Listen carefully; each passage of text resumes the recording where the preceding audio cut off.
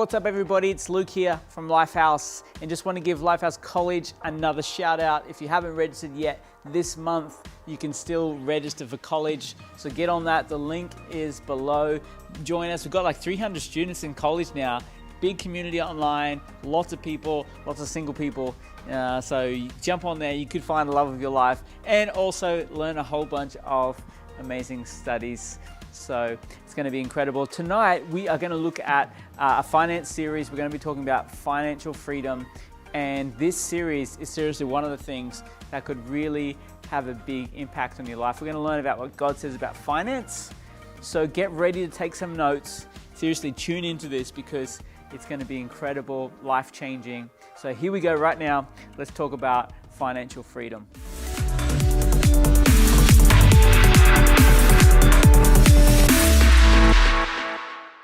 Well, hey everybody, and welcome to step 2 of financial freedom, saving a beginner emergency fund.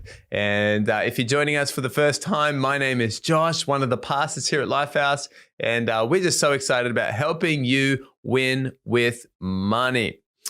Saving a beginner emergency fund, step 2. What is a beginner emergency fund? Well, this is where we recommend in step 2, after making a budget, planning out your finances, step 2 is setting aside about $1,000 for a rainy day fund. Now, this is a fund that's going to take care of most emergencies as they come up. Maybe your car gets a hole in the tire, or your bicycle breaks, or your phone breaks, you lose a phone, or something happens. Instead of going into debt, instead of spending money on your credit card, instead of going into mother-in-law debt, or instead of asking your parents for money, or borrowing against something, you have enough money to cover a minor expense. And we find that this beginner emergency fund covers maybe 95% of most emergencies. Most emergencies are not bigger than this. Now, there are going to be some emergencies bigger than this, and we're going to look at that in the next steps. But this is a fund just to cover those little things that come up in life as we're going through and getting out of debt. And I want to encourage you, put this somewhere that you can't access easily, so that you won't be tempted to spend it, on a holiday or that iPhone.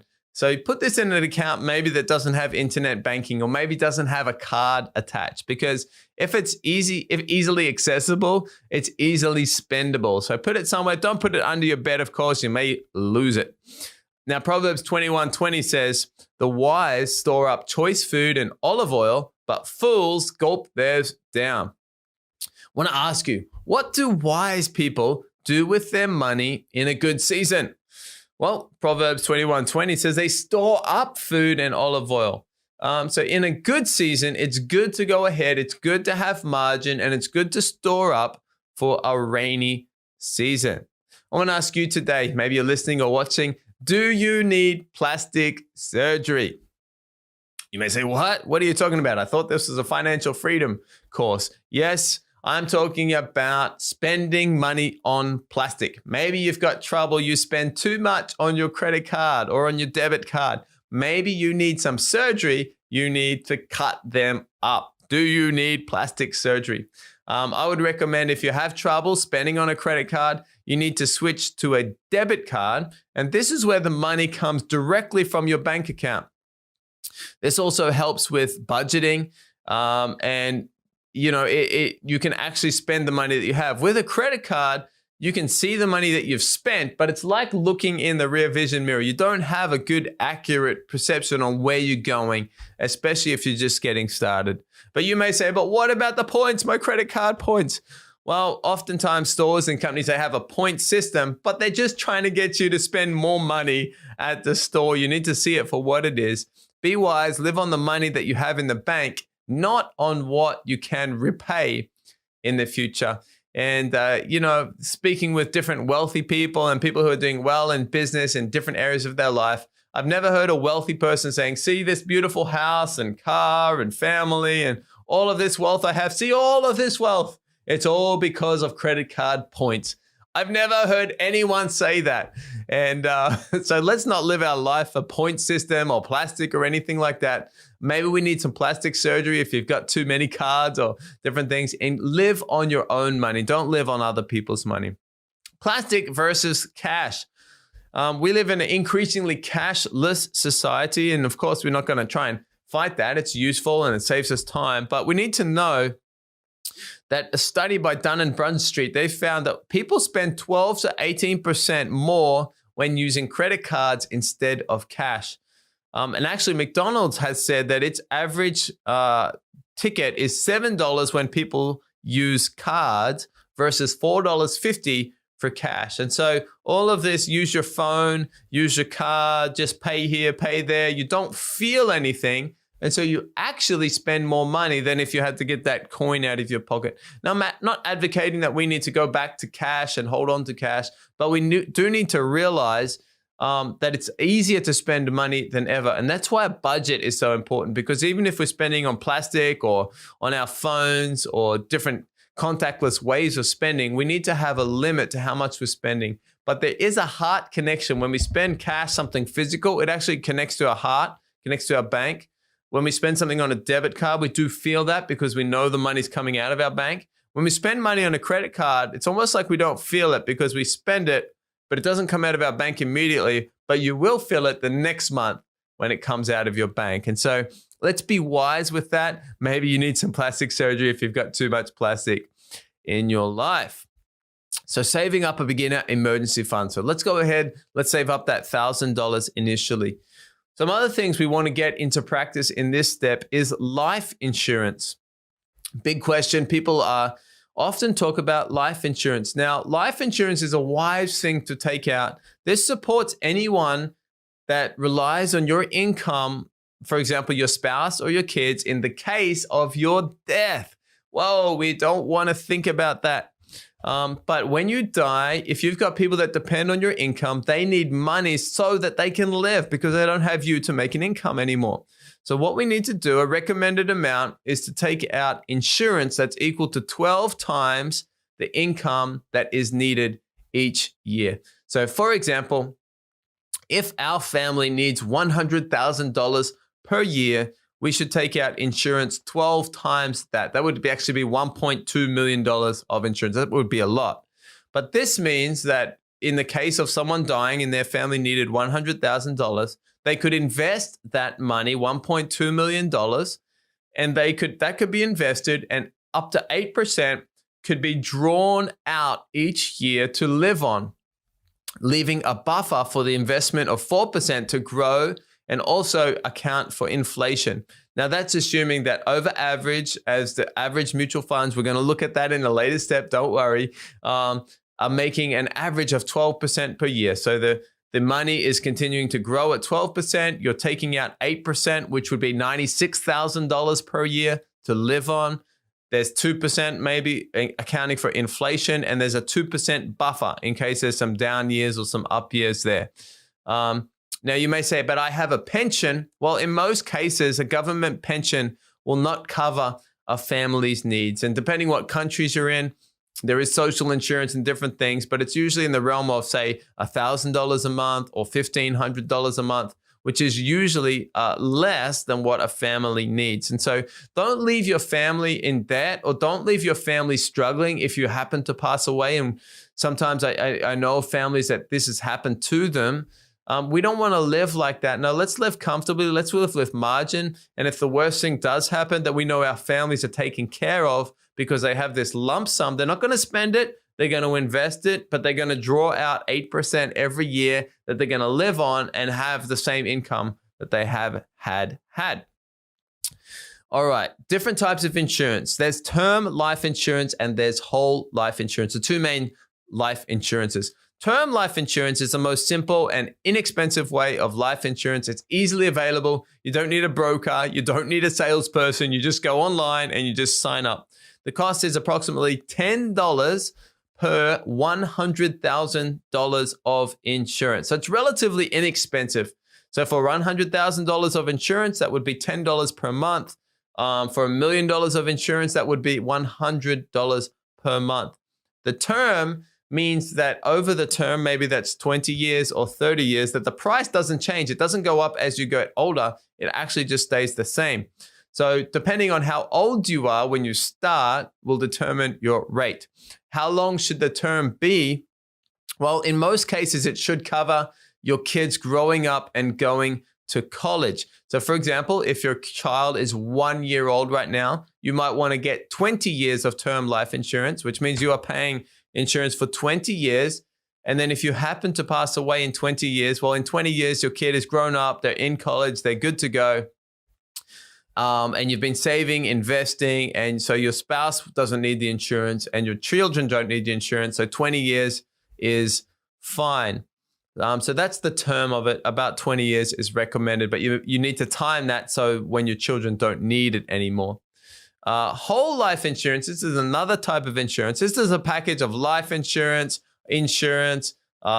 savings, healthcare, all kind of mixed into one, and a generous commission to the sales agent that sold it to you. It's usually sold in person, perhaps even door to door, has very large commissions. Up to half of the policy that you're paying is actually going to pay the salesperson or the middleman or the company. And it's much, much more expensive. I mean, it may be thousands of dollars per month. And so we would recommend get your insurance with an insurance company. Do your investing with an investing company, do your savings with a bank company. You don't need to combine them all together and pay a premium for that. No, get some term life insurance. It's very simple. Do the research for yourself or ask your coach if you're going through this in a course or a connect group.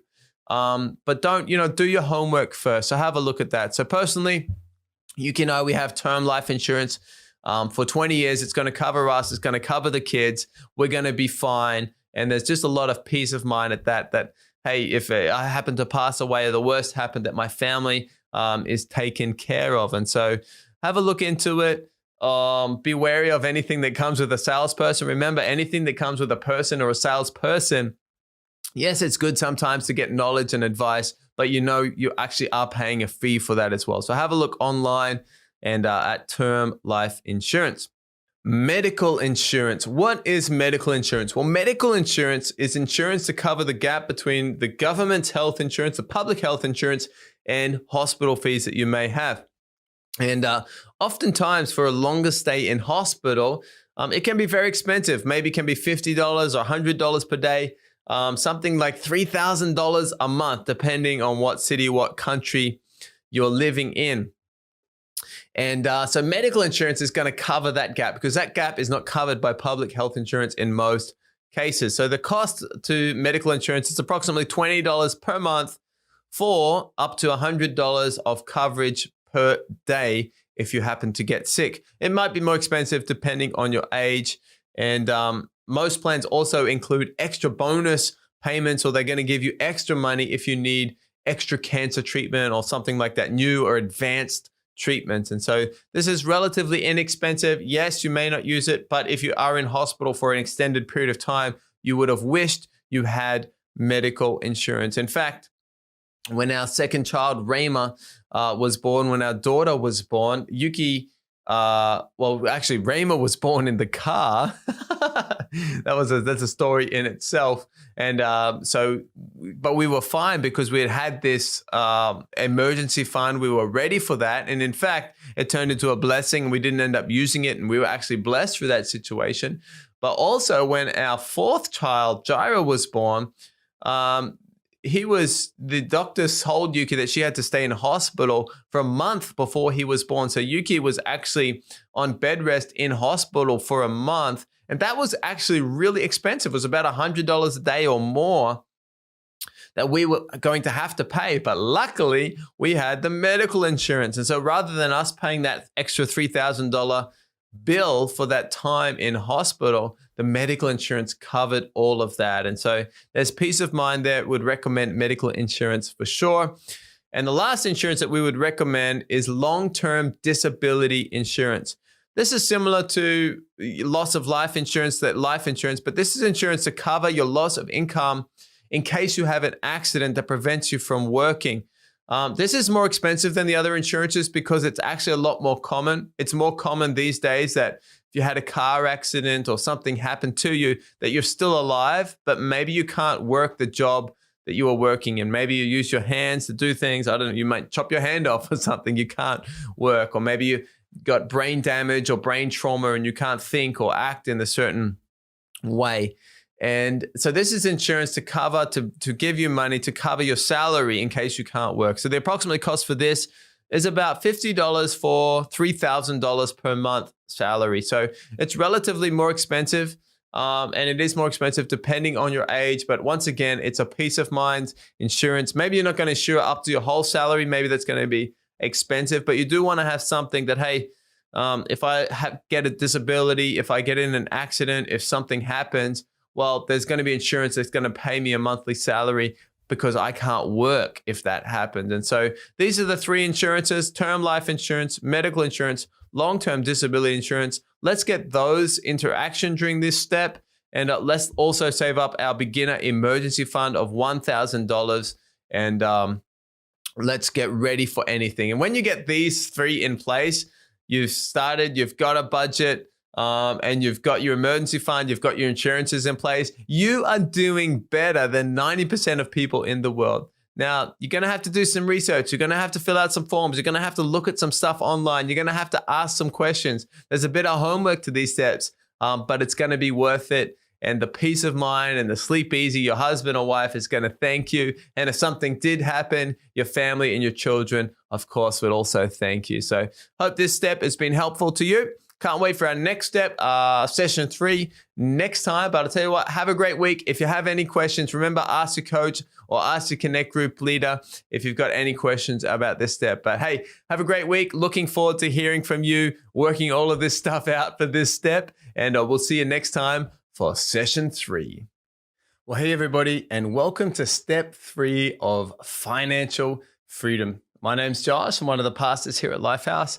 And we're just so excited about helping you win with money and get to a place of financial freedom, doing life, doing finances with God's wisdom. And today, step 3, we're going to look at get out of debt. And we know that debt means the borrower is slave to the lender.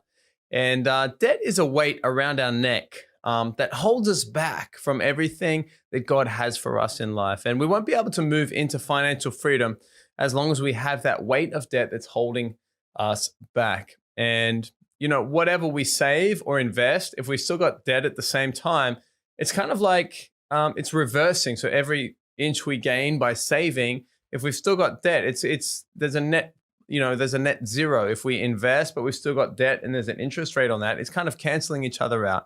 It's much better to remove the debt first, and then let's move on to building wealth in later steps. Now, step 3, this is the biggest step of 7 steps to financial freedom. It's maybe the one step that people really don't want to do. They want to jump ahead, but I really want to encourage you. This is going to be part of your life story, but let's do this step well. Let's get out of debt, and then let's move on to building wealth, investing, and living the life, the freedom life that God has for us. Right from the start, there might be a question, is debt a sin? And right from the start, I want to say the debt is not a sin. It doesn't say in the Bible that debt is a sin. However, in the Bible, nothing positive is written about debt. You cannot find a positive scripture written about debt. It's not mentioned as sins, but there are many cases where it says that debt is not wise. In fact, God sent Jesus to pay our debt of sin. He didn't send Jesus to give us a loan on our sin or to give us a debt. He sent Jesus to pay out our debt. And I think that's a sign enough that God wants us to live a free life, freedom from debt. Proverbs 22:7 says, the rich rule over the poor and the borrower is slave to the lender. So there's a question there about what power does the lender have over the borrower? And you may not have thought of it like this, but the Bible is actually saying this is actually a spiritual concept. When you borrow money from someone or from an organization, when you owe money to something or someone, you are actually a slave until you pay back that amount of money. And so what we need to do with debt is we need to get out of debt. We need to get mad at it. We need to attack it. And you don't need to save and eat out or go on holidays or instead, let's have any extra money that we have and let's put it on our debt. Now, to be clear, step 3, what we're talking about is consumer debt. So we're talking about all debt except our house debt now, or our mortgage debt. Now, that's still a debt. That's still a loan, but it's a very big loan. It's a very large loan. And so we're going to put that in step 6. So you may say, but what is debt? What actually is the debt? Well, debt is anything that we didn't pay for in full. That means it's a form of debt. And so when we buy something, we shouldn't think about, can I afford the repayments? We should think about, can I afford to buy this in full? So forms of debt may include credit cards. That's money you've borrowed from the bank. Now you might pay it off every month, or you may get behind and that becomes something you divided up into 12 payments or something like that, and there's an interest rates, but that is a form of debt. Student loans. Here in Japan, 40% of graduates have $30,000 or more in student loans.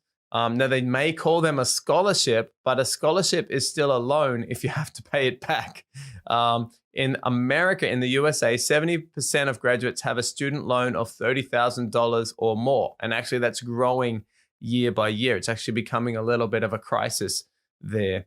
Family loans, mother-in-law loan, father-in-law loan, brother-in-law loan. What do I say? In-laws. I mean, just brother loan or family loan or mother loan.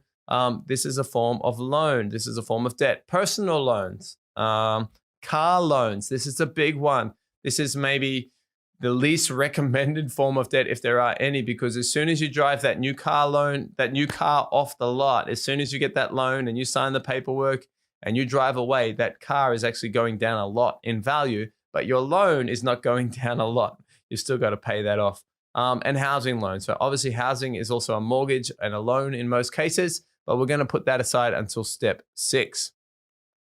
Proverbs chapter 6, 1-5 talks very clearly about that. It says, "My son, if you've put up security for your neighbor, if you have shaken hands in pledge for a stranger, you've been trapped by what you said, ensnared by the very words of your mouth." And I think there's many people, and maybe this is you today listening to this, and you've signed something. Maybe it's a phone contract, maybe it's a credit card, maybe it's a car, and you've signed it, and then you've realized, oh, hang on, I'm actually trapped. I'm actually stuck. I'm stuck in debt. This is the case for many people. And this is what it says. It says, "Do this, my son, to free yourself, since you've fallen into your neighbor's hands. Go to the point of exhaustion. Give your neighbors no rest. Free yourself like a gazelle from the hand of the hunter, like a bird from the snare of the fowler." And I don't know if you've ever seen a gazelle running away from a lion, but a gazelle, it runs, and it changes, and it just gets out of there, does whatever it takes to escape. And as a kid, I tried to catch birds before. I've never caught a bird. It's very hard to catch a bird because if you put a box on a bird or you do grab a bird, it's going to worm, it's going to grab away, it's going to fly, it's going to do whatever it takes to get out of it. And this is a picture that God is painting when we're in debt. If we owe money to someone, we should be doing everything we can to get out of that. We shouldn't be putting aside money to save or invest or eat out or go on holidays. We should be, let's get out of this debt and then let's enjoy our freedom life. There's an old saying, like, if you're in debt, the only time you should be in a restaurant is if you're working in the kitchen. If we've got debt to pay off, we should be doing everything we can to get out of that debt, not just taking it easy and relaxing, because the sooner we can get out of debt, the sooner we can start investing and saving and giving and live the generous life that God has for us. So how can we get out of debt? Well, Dave Ramsey, one of the world's foremost experts in financial planning, and he's a good Christian guy, he recommends something called a debt snowball. What a snowball is you start on top of a mountain, the debt snowball, and imagine you've got a snowball and you roll the snowball, it picks up more snow, and as it rolls, it gets bigger and bigger and bigger and bigger until it turns into a huge snowball with momentum. This is what we want to do with our debt. We want to make a debt snowball. So we've got to list out all of our debts from smallest to largest. Don't worry about the interest rates. That's just going to complicate things. Some people think about debt and about finance in terms of interest rates and savings and maths, and that's all good. But what's going to get you out of debt over maybe 1 year or 2 years is you're going to get mad at the debt. The math is not going to get you mad. The math is going to cause you to delay things or change things. You need to get mad at that debt. So forget the interest rates for the time being. Let's list out our loans from smallest to largest and start to pay off everything you can on the smallest loan. And then on the other loans, we don't forget them, just pay the minimum on the other loan. So if you've got a smaller personal loan or a credit card loan. Let's start paying everything off that, and then let's clear out that first debt. Everything left over from our budget, let's put on that first debt and let's get rid of that. Once that's done, you transfer that amount that you were paying onto that onto the next one, and you focus on the next one and you get rid of it. And then the third one, and you get rid of it. And maybe something like university loans or something like that is going to be last on the list. But as you get rid of debts, you're going to feel good. I believe you're going to step into more of God's blessing, and you've got this momentum going where, hang on, I can do this. And maybe what seemed like it was going to take 1 or 2 years, suddenly you start to get momentum going and you're feeling good and you're hitting that debt and you're finding extra money or working another job or a side hustle, and you're knocking out all this debt that could be holding you back. Debt snowball is about momentum. So it's less about math, more about getting mad at your debt and starting with the small victories that are going to lead to a great momentum. So you might say, well, when can I be debt free? Well, to calculate how long until you can be debt free, just get your total debt and divide it by your monthly savings. So if you have $10,000 in debt and you're able to save $100 a month, that's going to take you 100 months to get out of debt, which is going to be about about 8 years, I guess. Now you need to be saving more. If you've got $10,000 in debt and you can save $1,000 a month, get a second job, do something like that. That's just, you're going to be out of debt in 10 months. And now many people maybe have a debt of $20,000, $30,000, $40,000 student loan. You've got to say, how can I get that $1,000? How can I get that extra $2,000 a month to pay on my loan?